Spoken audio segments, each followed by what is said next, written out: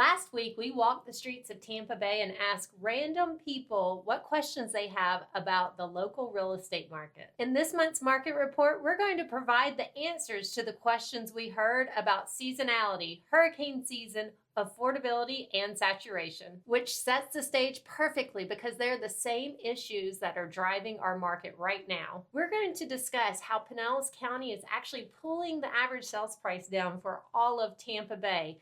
We're going to talk about what Governor DeSantis has proposed with property taxes, and of course, we'll talk about where mortgage rates are heading. Before we dive in, if you find this information valuable, please make sure and subscribe and share with a friend who's also curious about the real estate market. My name is Rachel Sartain Tenpenny. I'm the broker owner of the Tenpenny Collection. We've been serving the Tampa Bay area for over 20 years.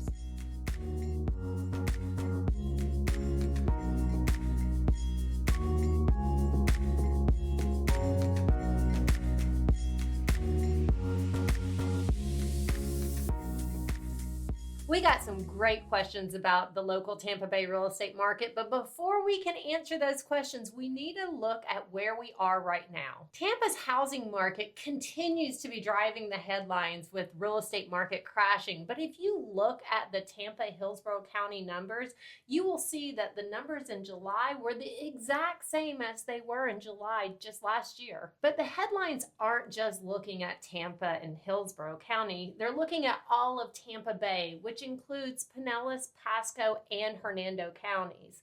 So if we look at Pasco and Hernando counties, those prices are down about 1% to 2% year over year.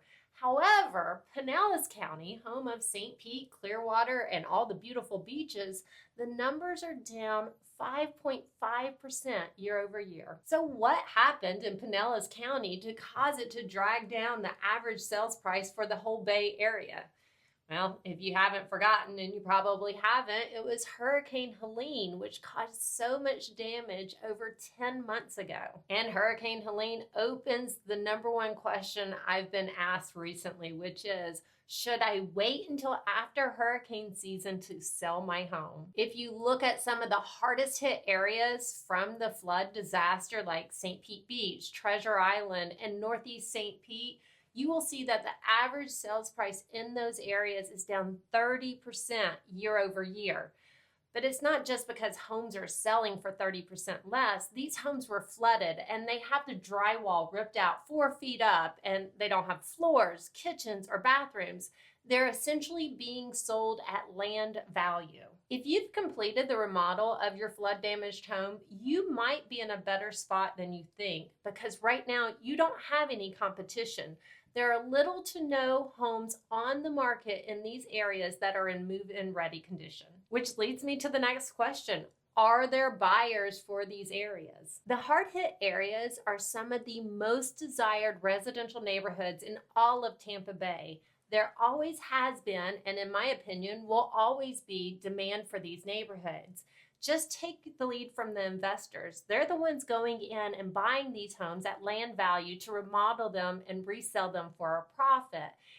The trick is you got to beat them to the punch. Knowing the average sales price is down 30% in these markets, what does that mean for your home's value if you've already completed the renovations? For that, I looked at home values in non-flood zones, and they are down 5% year over year as well in Pinellas County. Here's what you need to know. Your property value is not going to be what it was prior to the storm. Actually, in all of Pinellas County, even in the non-flood zones, prices are down 5%. So the market hasn't crashed, but we're definitely in a cooling off period. And when I say cooling off, what I mean is it's come off of its high horse. The market got too hot and too expensive too quickly. And I'm not just talking about pricing. Affordability was another question most people ask about, and they wanted to know about insurance, property taxes, and mortgage rates. Let's start with insurance because it's everyone's favorite topic, right? Well, after coming off of sky-high premiums, we finally have the introduction of new insurance companies into Florida, and it's causing rate premiums to drop. Yep, that's right. Insurance premiums have actually dropped in 2025. In the small community I live in, our property insurance went down 19%. That's unheard of. This is causing a lot of relief for many people across the Tampa Bay area. And then we got property taxes. Now, this one is a big headline grabber. Governor Ron DeSantis has floated the idea of eliminating property taxes for primary residents across the state. Now, to get there, he's talking about sending $1,000 rebate checks to homeowners and increasing the homestead exemption. Sounds amazing, right? Well, here's the catch. Property taxes fund things like schools and the police department and fire service. So there's always going to be a negative side. We got to figure out where's the money going to come from if it's not coming from property taxes. Some critics say that it would actually have to come from doubling the sales tax. And in order to make that happen, we would need a constitutional amendment, which would mean that we need 60% of voters voting in approval for it. So is eliminating property taxes a dream come true or a potential nightmare? I would love to hear your opinion on this. Please leave a comment below. My perspective, it kind of reminds me of that Mike Tyson quote, "We all have a plan until we get punched in the face." I think stating that we're eliminating property taxes is that punch in the nose, and it causes us to look at things and see where we are.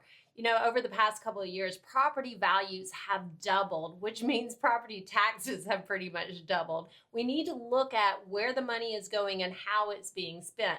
There are ways that we can reduce property taxes, but I personally don't believe we're going to eliminate them. And lastly, when we talk about affordability, of course, we have to talk about mortgage rates.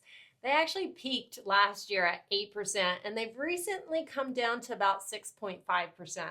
There's a lot of speculation. I've read several articles recently of people predicting we're going to have 4 more interest rate drops by the end of the year.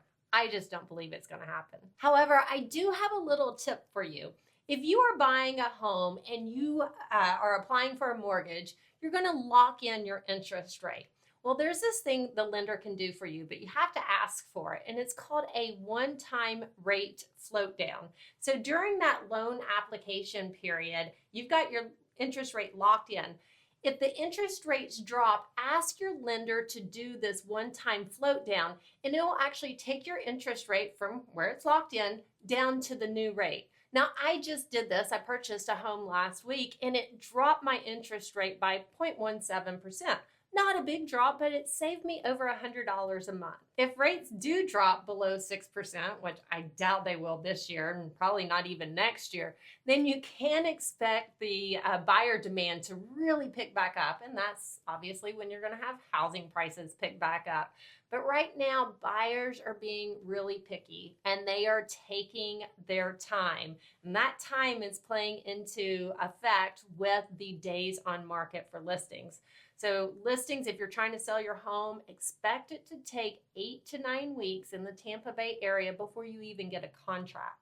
And this 8 to 9 week time frame, this is only for those highly desired homes that are marketed well and priced correctly. With prices decreasing and the days on market increasing, what are sellers doing? Well, right now they are participating in the national delisting surge. And that's happening right here in Tampa Bay. In July, over 1,000 homes came off the market. They either canceled their listings or their listings expired. That's up 30% over July of last year. Many sellers are taking their homes off the market thinking that if mortgage interest rates drop, then they will be able to get the price that they once thought they could. Some properties are being taken off the market waiting for the snowbird season, which brings us to the next question. Does the area still have a snowbird season? What is the best season to sell your home? The truth is the spring and summer seasons are the busiest. Most people start looking for homes between March and April. They put them under contract and it leads to the highest number of transactions happening between May and August. But here's the truth. If your home is priced right and marketed well, it can sell at any time of the year. Timing matters, but so does strategy, supply, and demand. These are all important things to consider. And the last question we got asked was about distressed property sales. Will there be an uptick in foreclosures and short sales? So we took a look. Last month in July, there were only 6 properties that sold as a foreclosure or a short sale. But here's what I found was interesting. There are 59 pending right now. Of those 59, only 10 of them were flood homes. I thought it would be substantially more.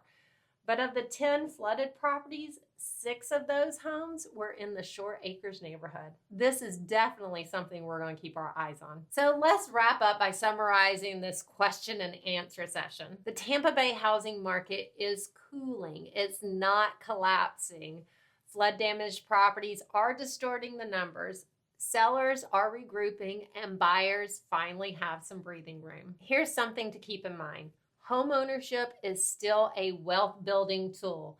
In fact, the net worth of a renter is only about $10,000, whereas the net worth of a homeowner is about $400,000, and that's because their home is typically their biggest asset. Knowing this and knowing that the average appreciation rate is about 4%, has been recorded since 1967, it creates shockwaves when we hear negative numbers like down 5% year over year in Tampa Bay. Unfortunately, property appreciation is not a guarantee, and sometimes the market does have its downswings.